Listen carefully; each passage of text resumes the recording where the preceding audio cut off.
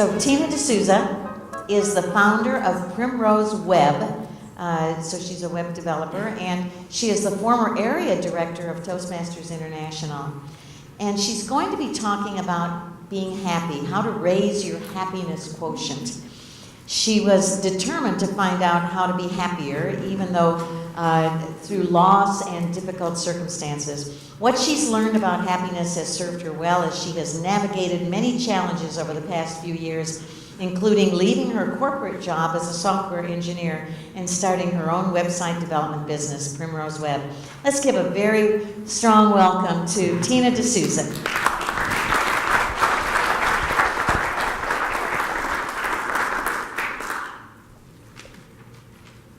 If you're happy and you know it, clap your hands. If you're happy and you know it, clap your hands. If you're happy and you know it, then your face will surely show it. If you're happy and you know it, clap your hands. Now it's your turn. Stand up. We're going to do stomp your feet, right? Ready? If you're happy and you know it, stomp your feet.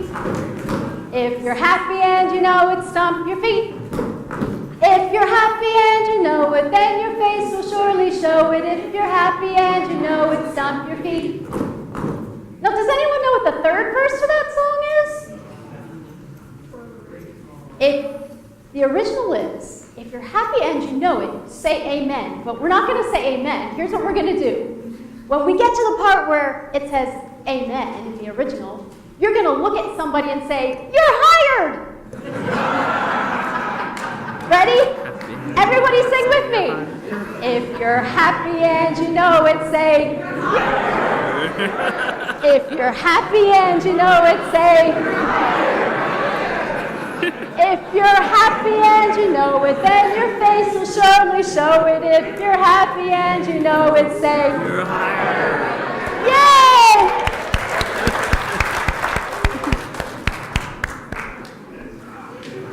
Thank you so much for participating in my song. I had a great time with that. I hope you did too. If you got a job today, would you be happy? Yes. I hear yeses everywhere. I think most of you would say yes. Well, what if I told you you had it backwards? What if I told you you need to be happy and then you'll find a job?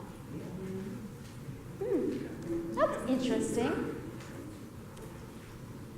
Well, you may be saying, I don't know this person. How does she know anything about this? Kathy mentioned that I was a former member of the Launchpad Job Club as well. So I have sat right where you're sitting right now. It was about 3 years ago. I remember my first day coming in, and like a lot of you, I came to the first timer session, and I learned all about the job club. And then you saw what just happened with the microphone where they're standing here. I remember that. I didn't really want to do that. I remember getting up there with the microphone. And I didn't want to tell people what kind of job I was looking for. In fact, I didn't really want to tell people I was looking for a job at all. I was kind of embarrassed about the fact that I didn't have a job. So that was my first hurdle. I did tell people what job I was looking for. I got through that first day. I came back the next week, and I continued to come back. But when I came back to the job club, every week there were some definite hurdles that I had to get through. The first one, very difficult every week. Do I eat a banana or do I eat a cookie? I'm sure some of you know the struggle. Those of you who've been here for a few weeks, you know the struggle between the cookie or the banana. Healthy or not. So I would eat both. That's how I saw that. But that wasn't the hardest thing about being at the job club. The hardest thing was at the registration table.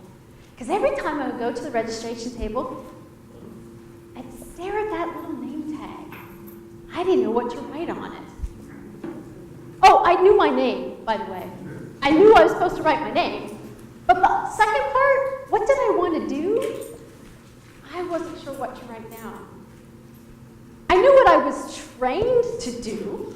I was a software engineer. But I wasn't sure I wanted to write that down. So here's how I handled that. Kathy might remember this.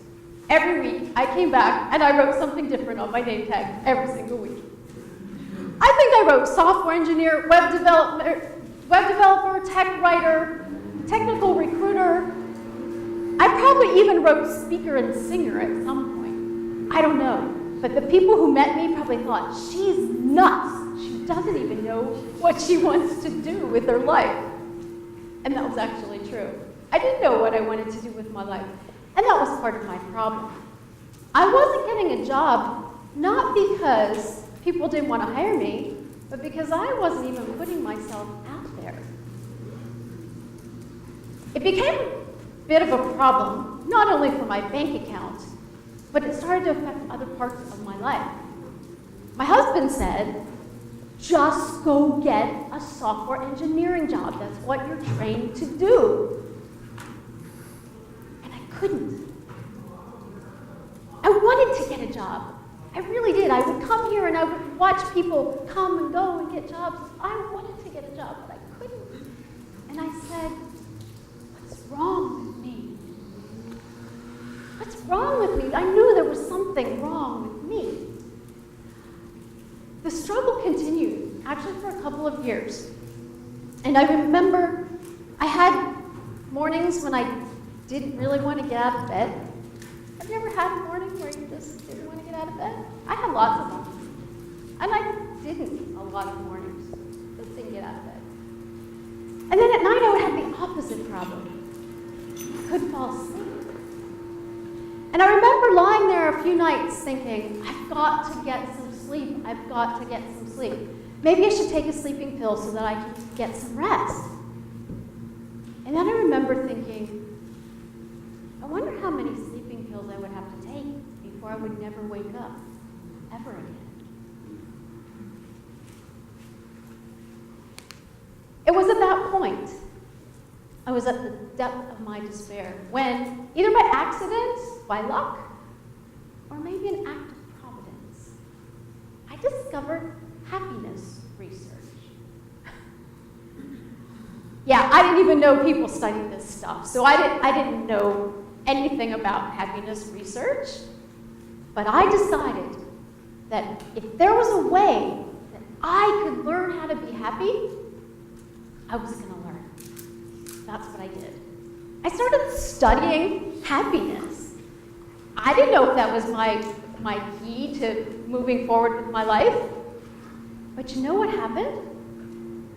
I woke up one day, about 3 years later, and I had an income. Money was coming in. I'll tell you how later in my story.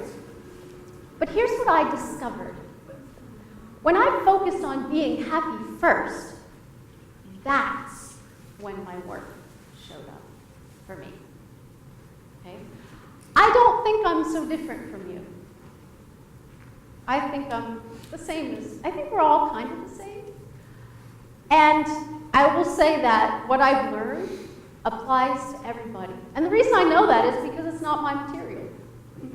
I stole it from all the happiness research I've done. Before I start, I have to define, though, what do I mean by happiness? Some of you will say, well, I know what that means. Because I always said, I know what happiness means. But I gave this presentation a couple of times, and I had a few people say, I don't know what you mean by that. And we started discussing it, and I got it. So here, I'm going to give you a very specific idea of what I'm talking about today. When I talk about happiness, I'm talking about emotional well-being. I may even use that term. Okay? And one of the studies that I really like, they got real serious about defining it, because they have to. When you're studying something, you have to get very serious about what is the definition. So here's the definition that I liked and that I'm going with. Emotional well-being refers to the emotional quality of an individual's everyday experience. The frequency and intensity of experiences of joy, stress, anger, and affection that makes one's life pleasant or unpleasant. It's a big, long definition to say, how do you feel every day?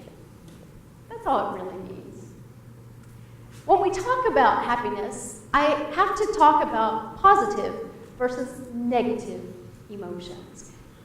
And I want to start by saying there's nothing inherently bad about any emotion. These aren't really positive, and these aren't really negative. We define them that way because that's how they make us feel. But all of our emotions are important, and we have to remember that when we start talking about happiness. You'll probably recognize a lot of these emotions in yourself. Maybe sometimes the sadness is a little rougher these days for you, but never fear. Never fear. I'm going to show you ways to change this, okay? Because I'm a geeky software engineer, I like charts. And this is the chart that I chose to help me try to describe this to you. If you look along the left side, emotions, positive, negative, I'm standing away. Positive at the top, negative at the bottom. And you notice that green line through the middle that says life events? Why is life events just a line? It's not positive or negative, it's basically neutral. Do you know what that is? Because it's how you feel about those events that makes you makes it positive or negative. Exactly, because our life events have no emotional charge whatsoever except what we put on them or what we place on them. And that's what this darker blue line represents. That's your feelings about things that happen to you every day. Sometimes you're way down here, sometimes you're way up there. And what I want to convince you of today is that I don't care what this line looks like. You're going to be up sometimes, you're going to be down sometimes. I want you to go with that. If you're feeling sad, feel sad. That's okay. Here's what we're going to try to get you to change. Take a careful look at what this chart looks like, and especially if I can point out this little section right here. Watch what happens to that when I go to the next slide. You notice how this whole thing shifted up. And this is the goal. The goal is to shift all of your emotions, not to change your emotions, not to take away anything, but to try to shift your whole emotional context of your life up a little bit so you sit more often in this positive section than you do in this negative section. And that's a good thing, because that means you don't have to change who you are. We just have to work on trying to raise this a little bit. It's actually pretty cool the way it works. But how? How? Okay, if this was something, this is not something you learn in school, right? How many of you had happiness training in school? We should, but we don't have happiness training. And we wander through our lives not knowing how to make any changes. And it's only until recently that people have even started to study happiness and find out how to do this. So this is pretty recent research. And this is really the crux of the whole thing. Rewire your brain. Does that sound easy? No. Everybody's shaking their head no. You have a sense of you're right, it is not easy. Is it simple to say? Yeah. It's simple to say, I'm just going to rewire my brain. Okay, but how? And that's the part that we're going to talk about, is how do I rewire my brain? Okay? Unfortunately, this is the part that people don't like about this. Raising your happiness quotient, which is what I'm calling it, rewiring your brain, requires action. Okay? Now, for those of you in this room, this should be okay for you. And here's why. Because I know what you're doing every day. You're dragging yourself out of bed anyway. You're sending out those resumes. That is not fun work at all. What I'm going to show you is a lot more fun than what you have to do every day anyway. So do this first. It's a lot more fun than what you're doing. I know you guys are working hard. This won't feel so bad compared to the drudgery of writing several resumes and sending them out, going to networking events, going on interviews. And, as I said, I'm going to try to convince you that if you do this work first, the job will come much more easily. Okay? So here's what we're going to do today. We're going to go through, I'm going to teach you three of my favorite secrets about being, how to be a happier person. Okay? So participate with me as much as you feel comfortable doing. But the more you participate, the more you're going to get out of it. Okay? The first one is something that I call helping and appreciating others. I'm labeling this the quick fix. And here's why. If you're having a really bad day, or you're just you're in this funk, you're like, I just feel really bad and I need something to really get me out of this quickly. This is what you do. Okay? Maybe you're going to go have a presentation, you're going to go on a job interview. Oh, that's a good one for you guys. You're ready to go on a job interview, but you feel really down. What should you do right before that job interview? Something from this category. I want you to tell me, we're going to talk about helping others first, and then we'll talk about appreciating in a minute. I want you to tell me, let's pick some things. What things can you think of that you could do to help others that might make you happier? Can you think of any? Lead to success. Lead to success. Go ahead, just yell now. I take something to my elderly neighbors. Take something to your elderly neighbors. Pay a compliment. Pay a compliment. Okay. 2 more. Send a job lead. Send a job lead. 1 more. Being a listening ear to someone else. Oh, Being a listening ear to someone else. Volunteer work. Okay. Great. Those are all wonderful things, and I'm sure that you can all think of more. And the fun thing is to think of these throughout the day. I like smiling. And if you haven't seen the movie Elf, go watch the movie. This is from the movie Elf. You'll get a good laugh. That's one of the things you need to do at this time in your life is go watch some funny movies and laugh, okay? But here's my short list. You've said some of these. My first one is smile, because it's the easiest one that you can do. It helps you and it helps them. Let someone cut in front of you in line or in traffic. Traffic is even harder, right? Hold a door open. One of the things I love about Texas, I'm from up north, from Virginia. Oh my gosh, when I got here, people hold doors open for other people. I was like, I can't believe people do that. That was so exciting for me to see. So, especially if you know someone's from up north, open the door, hold the door for them, they'll be like, wow, that was amazing. May seem like not much to you. Someone already said, hey, did you give a job lead, and then also pay a compliment, I think someone said. So you got some of them. As you go through your day, try to think of things. This is part of the game, is to pay attention as you go through your day and try to think of things little things. The big things like volunteering and taking things to your neighbor, those are wonderful, but sometimes they take too much time. Try something smaller. Try something seemingly almost insignificant, but watch what happens to the other person when you do this. And that comes back to you. Okay? So now we're going to do what I call an appreciating exercise. If you have paper, you can do it on paper, or you can just think about it in your head. What I want you to do is I want you to think back, doesn't matter how long ago it was, to something that someone did for you that you really appreciated. And the key here is I want you to think in great detail. What was it they did for you? How did it make you feel? And why was that so important in your life? Okay, we're going to take about a minute to do that. Ready? Go. Okay, I'm seeing some faces looking at me, so some of you are done. Is there anyone who would be willing to share what they wrote down? Yeah. So what happened this morning? Okay, tell me about it. My daughter is 14, and her boyfriend, Yeah. he came over this morning because they're all going out swimming, a big group.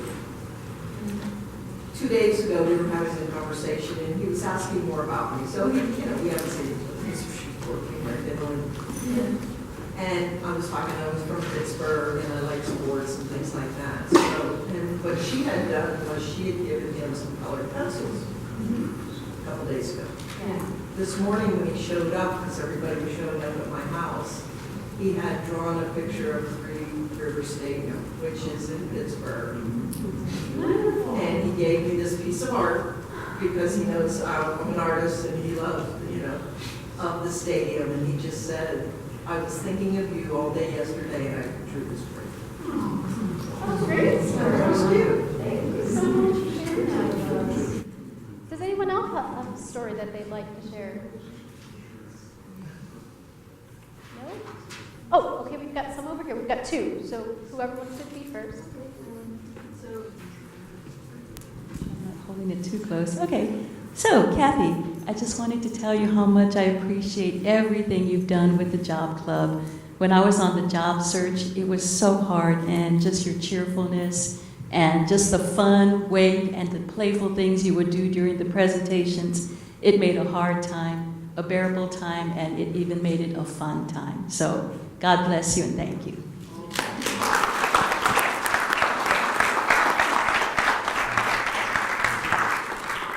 Other person who was willing. Anyone else willing over here? Anyone else? I'll say I love to talk. I can talk about Kathy again. Well, I'm Cheryl, and as you know, LinkedIn was a big problem for me because I just didn't want everybody hitting my LinkedIn up, and they do that. And so I realized that I have to have a LinkedIn in order to be out there for a job. And so yesterday, Kathy, and all of the time that she had to spend with me, she helped me get my LinkedIn page. And I told her, I said, Kathy, I can kiss you. And she turned around and she let me kiss her on the cheek. I love you, Kathy.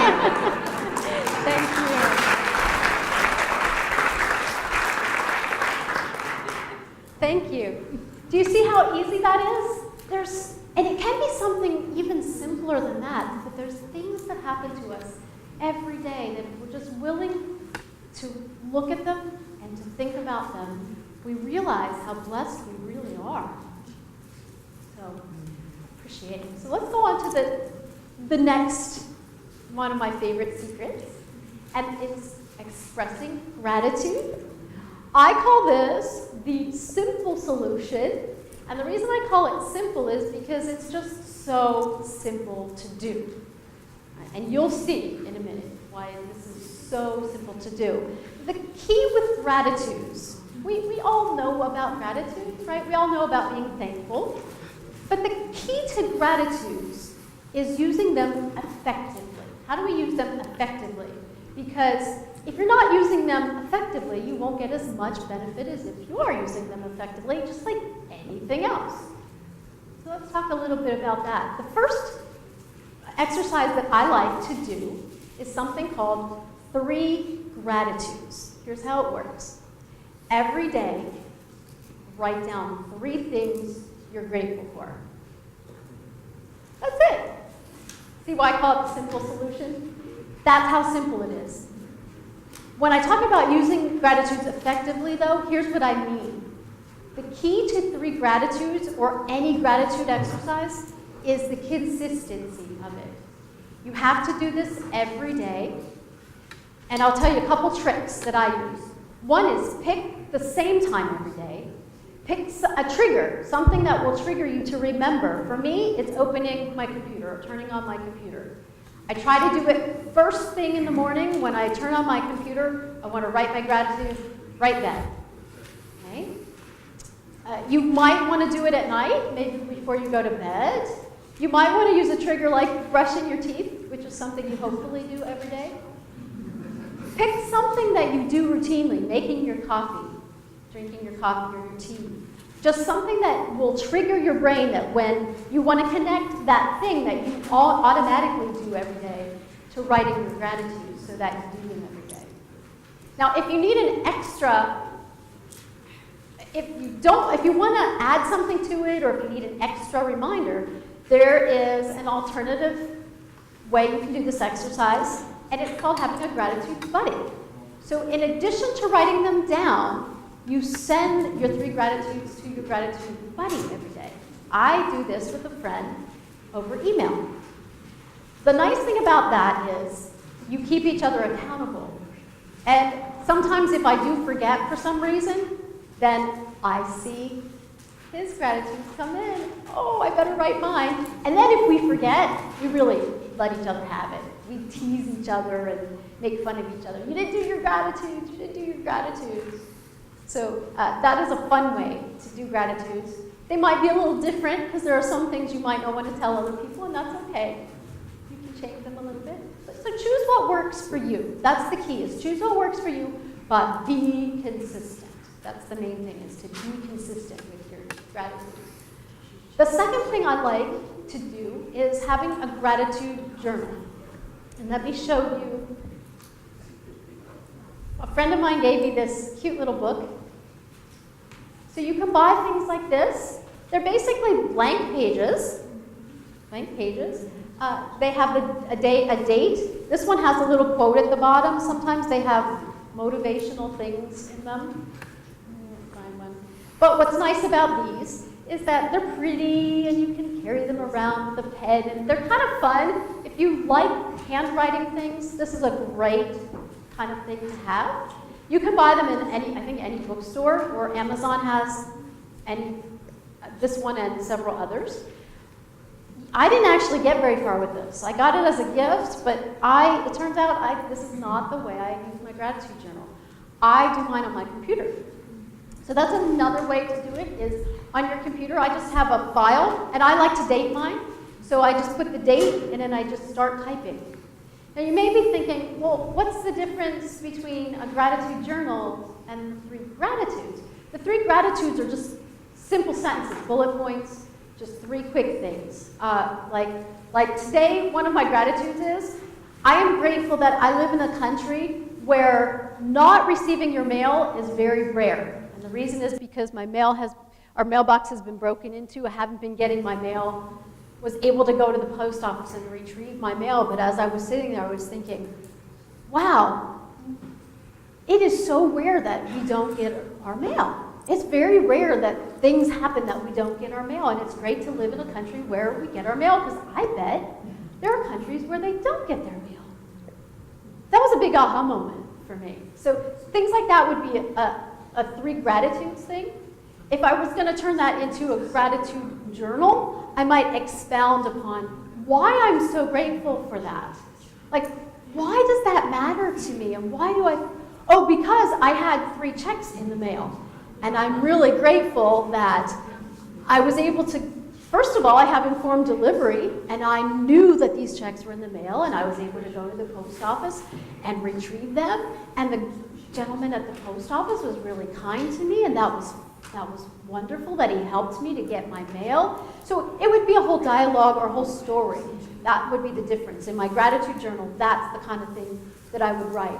All the details about what I experienced. And part of it is that I'm going to go back later and read that, and I want to re-experience that. So you want to write enough details so that you can re-experience it when you go back to your journal later. Now, do you remember earlier I told you when I was really going through my rough time, I would lie in bed and just have trouble falling asleep? That was one of the most difficult times for me. I think sleep right before you go to sleep is either the most dangerous time of the day or the most opportune time. And here's why. Because whatever you're thinking about as you go to sleep, did you ever notice you dream about that stuff?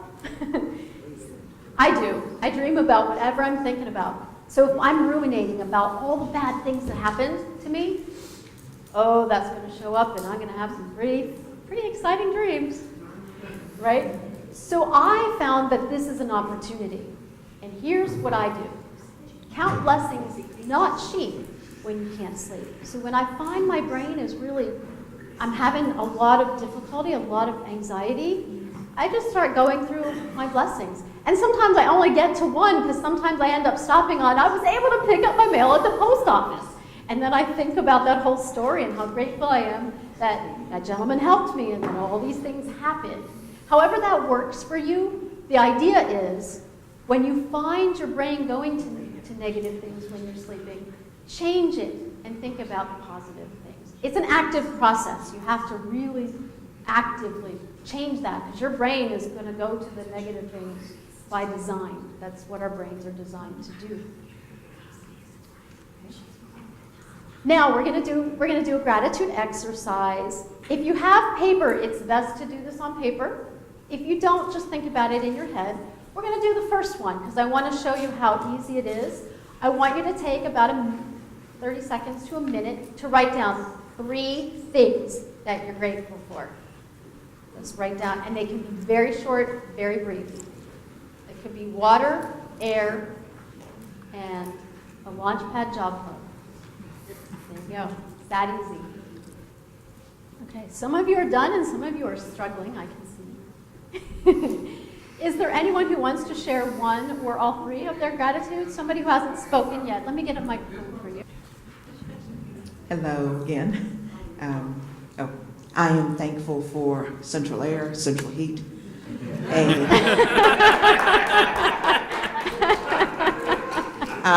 westernized toilet, and safety rules. I almost got ran over by somebody on a moped. It's legal for people to drive on sidewalks where I was, and they had an attitude, had a temper. It was my fault, of course. You know, get out the way, Wayguk, meaning foreigner. I think that's what he said in Korean. But yeah, I'm really thankful just for the basics. It really means a lot now that I'm back. Great. Thank you so much. Who else? A couple of weeks ago, I went back home to Michigan to help my folks through a couple of medical issues. And they live in basically a hollow. There is one cell phone company that you can get service through there, and that was not my company. So I spent 2 weeks with having to run to the nearest town to get online at all. And it took me back to being in high school, where we didn't have an internet. No one had an internet. Certainly we didn't have an internet. So I am grateful for the internet. Great, thank you. Okay, and as I come across here, anybody over here who wants to? No? You guys are shy today. You know what? I have a solution for that. We have Toastmasters afterwards. Y'all need to come to Toastmasters. I'm helpful for my health, or I'm grateful for my health, excuse me. And I'm also grateful that I can work on a Leap to Success project and meet interesting people and share intelligent ideas. I'm also very grateful to have a working car. Yay, thank you. We have one more person back here. I'm very grateful because I have a sister who lives in Fargo, and she's available to me 24 hours a day when I need to pick up the phone and talk to somebody. I'm also very grateful because my college son is home for the summer, and he spends a lot of time at home with me, which is much needed right now. And I'm also very grateful, even though it's a struggle to have a home right now and try to pay the bills, I do have a home to be able to go to every day.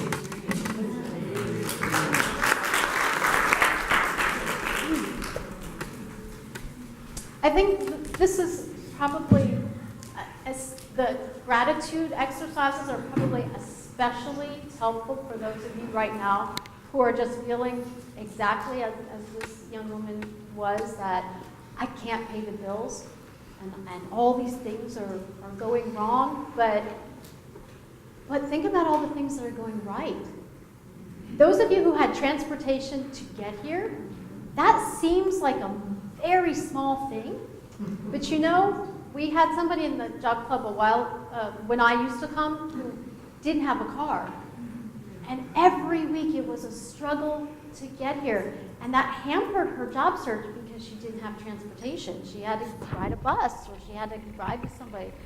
That's huge. That's huge. Do you have a roof over your head? Go look at the homeless people on Howard and 35, and that'll make you feel a lot better about whatever roof you have over your own head. And that's what I mean by gratitudes. They're everywhere. Everything that you do. I mean, the clothes we wear. How many outfits do you have? Some places in the world you only have 1 or 2. We have so many, we need bigger closets to hold them. So we have a lot of things to be grateful for. Once you start doing these exercises, then what happens is, this is the rewiring of your brain part. What happens is, you start seeing it everywhere. I mean, I start seeing things that I'm grateful for everywhere I go now. My gratitude buddy and I, we have fun because the other night he said, I'm thinking about my gratitudes for tomorrow. I'm like, why are you thinking about your gratitudes for tomorrow? Wait till tomorrow. But that's what happens, is you start thinking about stuff you want to write down, okay? And that's when you really know that you have started rewiring your brain, when you're automatically going, oh, I want to write that down for tomorrow. Okay. I have one last trick that I love, or my happiness secret. It's called a happiness selfie. This one is radical rewiring, okay? This one's tougher to do, takes a little more time and thought, but if you do this, this is where you get the long-term radical rewiring of your brain to really change the way that you think every day. The idea comes from one of my favorite happiness experts. His name is Rick Hansen.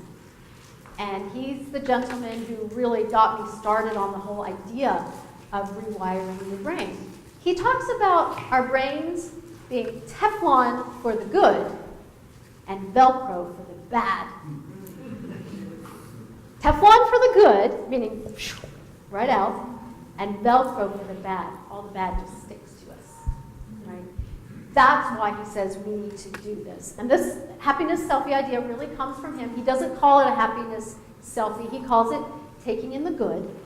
And I've changed it a little bit for my own purposes to work for me, and that's what you should do, is change any of these ideas for your own purposes, whatever works for you. And to explain it, let's talk about what's a regular selfie, what's a photographic selfie? Somebody tell me.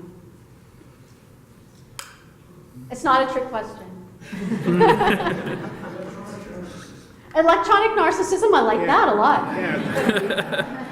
Designed to impress other people with something about your life. Okay, you guys are, yeah, you're saying the whys, but just what is it? It's a picture. It's a picture of yourself, right, that you take with your phone or whatever. That's all it is. I say that just because I don't know if everybody knows what a selfie is, but that's essentially what it is. Why we take it is a different reason, which leads me to my next point. Okay. When you guys lost your job or were laid off, did you go, oh, can you wait a minute because I want to take a selfie of this? No? Nobody did that? Wait. Okay, wait. So when you're in the middle of an argument with your spouse, and you're arguing and you're yelling at each other, you go, oh, honey, wait! I want to take a selfie of this argument because I want to remember it forever. We don't do that. That's silly, right? But, that's what we actually do when we remember the bad things. That's what we're doing with our brains. The stuff we're putting in our brains, the Velcro for the bad, that's what we're doing. Think about it that way. You're taking a selfie of something that you really don't want to remember next year. Your wife will remember the argument, so you don't know selfie needed. But for you men, in case you're worried. But that's what we're doing, okay? A happiness selfie is the same thing, but without the picture. So you can think of it like all of the details that don't show up in the picture. Okay, so this is a picture of me on my birthday this year. When you look at it, all you see is me. You don't have context for, if I wouldn't have told you this was my birthday, you wouldn't know. You don't know why I'm wearing that thing around me, right? That scarf. Why am I wearing that scarf? The details, the happiness selfie part, comes from all the details that you guys are not privy to. This was my birthday. My best friend took me out for lunch. We went to La Madeleine. It was a beautiful day. We had wine and wonderful conversation. There was a light breeze blowing. And the scarf was one of my presents that she bought for me. And when I just threw it around my neck, she said, oh, that's wonderful. Let's take a selfie. Sorry. Oh, it's okay. So A happiness selfie is all those details behind a picture that only you know about. And so what you want to do is, well, I'm going to tell you a step-by-step process to how to take a happiness selfie. It's a lot like how you take a regular selfie. The first step is to be aware. And I think sometimes this is the hardest step of the whole process, is being aware of what's going on around you so that you know what to take a selfie of. Have you ever come back from vacation and said, oh, we didn't get a picture of us with the Eiffel Tower or whatever? Why did we not remember that? It's because you weren't aware of what was going on, that we needed to stop and take this picture. This is why I said this is harder to do. You have to really be aware of what's going on around you. If you get past the first step of being aware, the second step is stop when that happens and prepare to take the selfie, just like you prepare to take a picture. And the third step is take 30 seconds. This is the hard part, but this is the important part, okay? The important part is that Rick Hansen, who taught me about this, that did research. He's a neuroscientist, so he studies the brain, and he says it takes 30 seconds for you to put that in your memory so that you'll remember it later.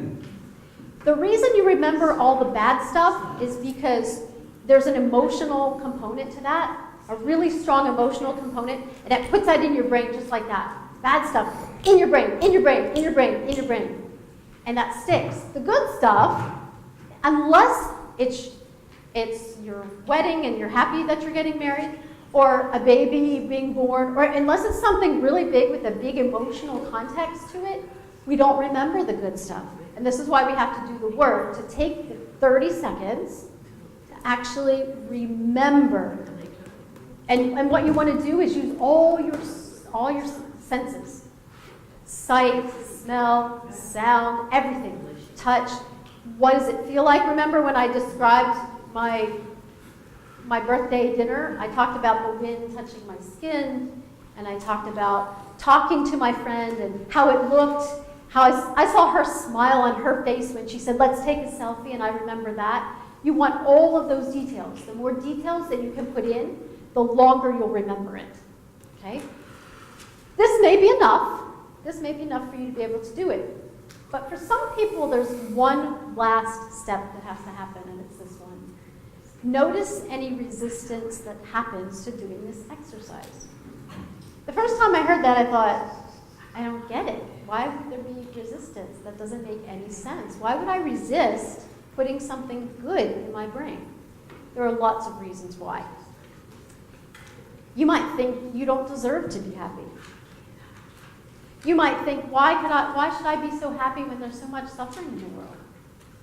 You might think, I just lost my job. I can't be happy. I should be sad or upset instead. There are lots of reasons why this resistance might happen.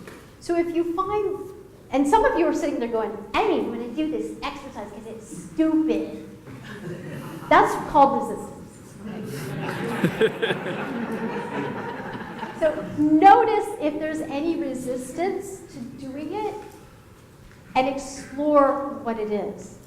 Because you may learn something very important about yourself, about why you're not allowing yourself to be happy in general. Okay? Okay, so you want to try it? Let's try it. And this I'm going to get some help from my timer. I want you to see how long 30 seconds is. 30 seconds seems, okay, 30 seconds, that's a short time, right? But when you're actually doing this, it seems like a really long time. So this time, don't use your paper. I want you to just think about something.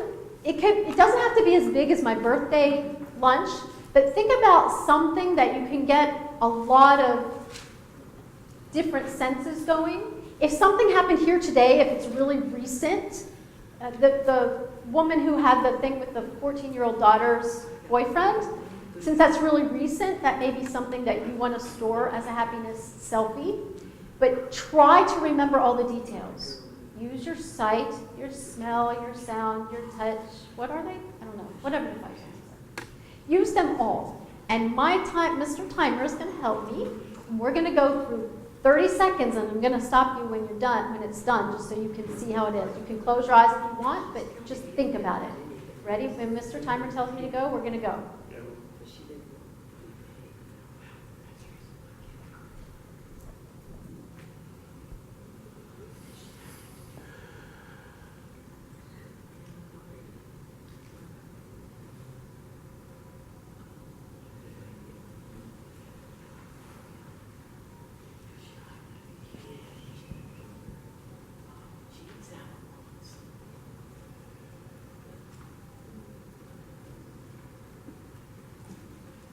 Okay, stop. Now here's what I want. I don't want you to tell me what you remembered. I want somebody to tell me about their experience. How long did that feel? Longer than you thought? Shorter than you thought? Does anyone have any thoughts about that that they can share with us? About the experience of doing that? No thoughts on that? Okay, I'm going to ask you this way then. Who thought that felt really long? Did that feel really long? No? A couple people thought, did it seem too short? Did it seem like not enough time? So most of you are saying it just felt like not enough time. If you have more than 30 seconds, by all means, take more than 30 seconds. But did you see how the exercise works? Did that make sense to you? Okay? Okay. So those are the 3 exercises that my secrets. And I didn't tell you the end of my story, so this is the time when I tell you the end of my story. I said, when I focused on happiness, my money came. The end of my story is, I still didn't want to get a job. I did not want to get a job, and I had to work through those feelings. But what I realized was that my heart really wanted to be an entrepreneur. I have the heart of an entrepreneur. I really, really, really wanted to do that. And when I focused on happiness, and I had resistance to being happy, I didn't feel like I was allowed to pursue my dream. But when I explored that resistance to being happy, I discovered I'm an entrepreneur. And my best friend is now my mentor. She's helping me. She's an entrepreneur, her and her husband as well. And they encouraged me to start this business. In February, I opened Primrose Web. I help entrepreneurs with their online presence. Generally, that's WordPress websites. Could be other things, but that's what most of my clients are asking for. I've never advertised, with the exception of one client that I've pursued. I now have 5 clients, 4 of which came to me. And I've got one more next week who I'm going to talk to, and he also came. And I think about that sometimes. I think that's nuts. Why would people come to me? And I even asked my friend, my mentor, why would people come to me? And she keeps telling me, because people see something in you, and they want to be a part of it. And that's what I want to encourage you guys to understand today. When you do this, when you become a person that's happy, joyful, more in the positive emotions than the negative emotions, people are going to be attracted to you as well. And you're going to find that you're going to go into job interviews, and it's going to be so easy because they're going to want to hire you. I'm convinced of that. You can tell me later if I'm wrong, but I'm convinced of that. To review, we've gone over 3 of my favorite happiness secrets today. The first one is helping and appreciating others, expressing gratitude, and taking happiness selfies. Let's see. Kathy, do we have time for questions? Where'd Kathy go? Do we need? Take the questions. Does anyone have, specifically, I want to know if you have questions about these exercises because I want to make sure you know how to do them when you go home. Does anyone have any questions? You can also talk to me after if you like. Yes, Lisa. Studies. Okay, Lisa asked, what are my studies? What are my resources? I I have just a couple favorites that I'll point out to you. First one, I'll reiterate, Rick Hanson. His name is Rick Hanson. The last name is Hanson. I love to watch his YouTube videos. My gratitude partner does not like to watch his YouTube videos, just so you know, that's not for everybody. He has several books. I've only read one of them, so I can't recommend his books per se, but I also subscribe to his email. So he sends things every once in a while through email, and they're wonderful. They're little short articles. So those help me. Rick Hanson is he's into neuroscience, psychology, and Buddhism. So that's a really interesting combination, right? You can imagine what kind of stuff he comes up with. He's right now my favorite. Another resource, though, an excellent resource. There's a gentleman here in Austin, at UT Austin, who has a Coursera course. And they call him Dr. Raj because his name is really, really, really long. So Dr. Raj, R-A-J, I think his website is Dr. Happy Smarts. And the name of the course is, if you're so smart, why aren't you happy? He has a book by the same name. That course was really what started me. I had a lot of time on my hands when I was not looking for a job. So I went on Coursera and I was taking all kinds of courses. I was just having so much fun, and I stumbled on his course, and that really changed my life. There are a lot of exercises to do. Some of them, I think the 3 Gratitudes comes from his course. I think that's the first place I discovered that. So it's you can take the course, you can order his book. Those are the 2 big ones.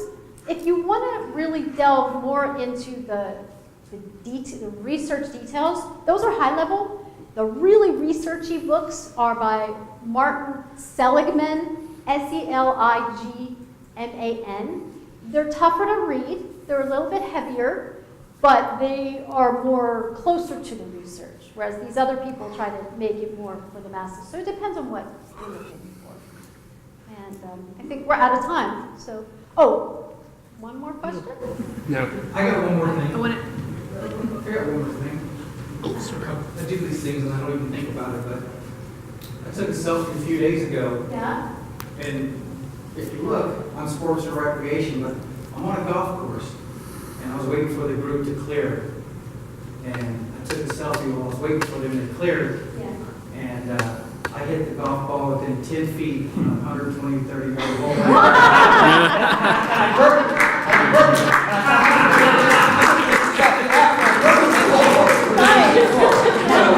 So these selfies, don't even think about it, but it's what makes me happy.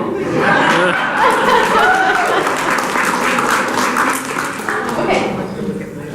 I just wanted to ask about your 30 seconds afterward. I know for me it took a while for my mind to kind of calm down and kind of, get the selfie picture. So 30 seconds was just when I was just trying to kind of finally start. So the 30 seconds was that to evaluate, per se, that selfie piece, or what is the 30 seconds? 30 seconds is the time it takes for you to store the picture, the whole experience in your memory. So think about it like your computer storing stuff to data storage. That's the time it takes. So if you need more time, if you need time to calm down before you can even start that, you need 30 seconds from the time you start thinking about the whole scene that you're trying to capture. So you can get focused. So when you get focused, then it takes 30 seconds. Yeah. I think as you do it more, you're going to find it's going to come a lot faster. In the beginning, I think what you're dealing with is resistance there. You've got to get past the resistance. That's why I was talking about that. Some of us have resistance. Calming our mind down is resistance. But the 30 seconds starts at the moment when you're actively engaged in storing it in your brain. Okay? Be happy first, because happy people get hired first. Be happy first, because happy people get hired first.